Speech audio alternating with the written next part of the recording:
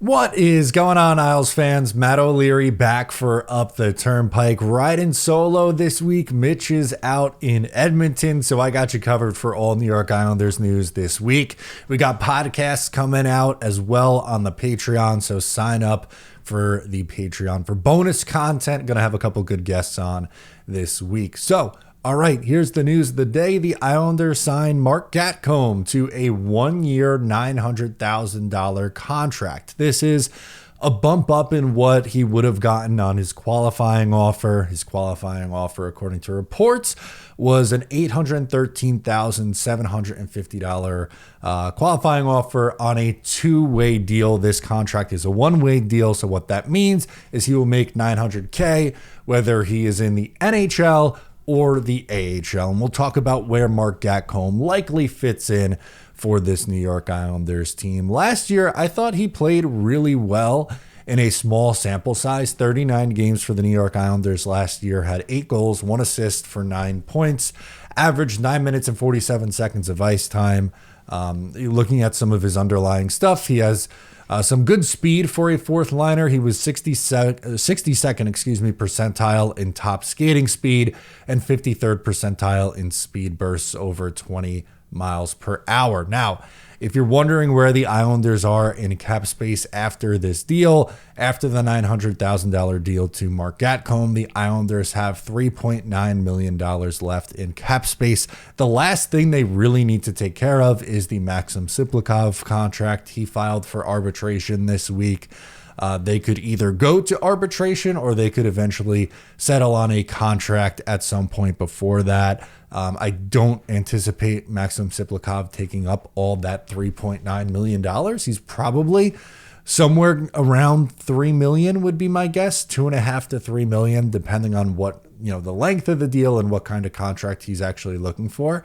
But that's the one remaining thing the Islanders have left. We've talked about the logjam of forwards a lot here, and that continues as now you bring back for sure Marc Gatcomb. Here's the 16 forwards right now that the Islanders have: Matt Barzal, Bo Horvat, Anders Lee, JG Pageau, Kyle Palmieri, Jonathan Drouin, Simon Holmstrom, Anthony Duclair, Pierre Engvall, Casey Cizikas, Emil Heineman, Maxim Shabanov, Marc Gatcomb, Kyle McLean, Maxim Siplikov, who is waiting on his contract, and you got to toss Cal Ritchie in there too.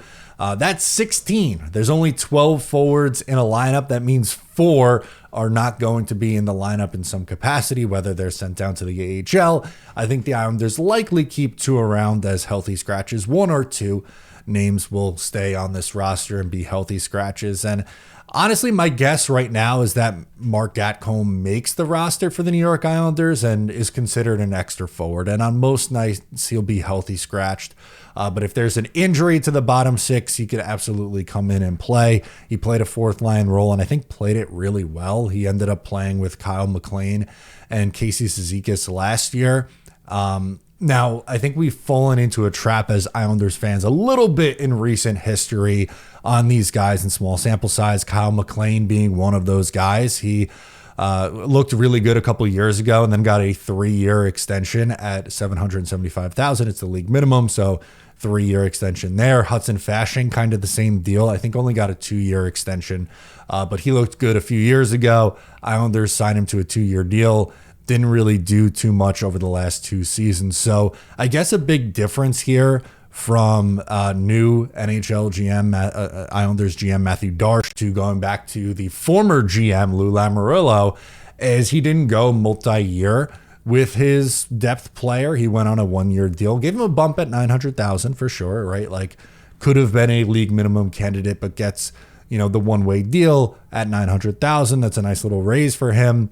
But didn't go 3 years like Lou did with McLean, didn't go 2 years like Lou did with Hudson Fasching. I'm not saying that it's a guarantee that Marc Gatcomb just was a flash in a pan and is going to turn into, Kyle McLean and Hudson Fasching going forward. But if he does, it's a 1-year deal and you could go, okay, we don't have to bring him back next year if that's the case. Again, I like the speed element that he adds to the bottom 6. In this Islanders lineup. I think with all the additions that they've made, it's really hard to find a spot, right? Like you have Drouin come in and Heineman come in and Shabanov come in. I would expect the three of those guys to be in the lineup. So unfortunately for Gatcomb, I think that means he's on the outside looking in, but the Islanders have some pretty good depth at forward. I think I feel more comfortable about Gatcomb as a healthy scratch than you do about, like, with all due respect, Matt Martin or even like Hudson Fasching the last couple of years. So let me know what you think down below in the comments. I'm Matt O'Leary. Subscribe here if you're new, and I'll catch you next time.